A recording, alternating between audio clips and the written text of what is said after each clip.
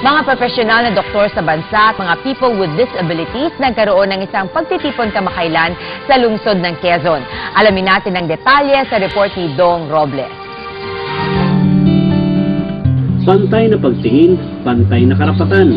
Ito ang naging tampok na talakayang naganap sa pulong ng mga profesional na doktor na kasapi ng The Institute of Health and Wellness Philippines Foundation sa auditorium ng Philippine Medical Association sa Quezon City. Ang layon, maging daan ng foundation para makapagbigay tulong sa mga kapuspalad na may kapansanan, gaya ng medical mission at pagtatayo ng mga maliliit na klinika na sa gayon matugunan ang pangangailangang medikal ng mga mahihirap. Sa itong pagkakataon na masabi ng mga may kapansanan na sila hindi ko lumapit sa isang doktor, agad na sa isip ay tulong.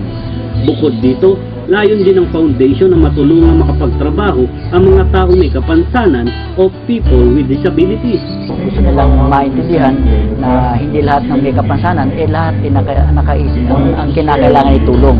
Kailangan ng pagkunawa at kakayanan ng mapaging independent. Para sa One Morning News, Dong Robles ang inyong tagapagbansa.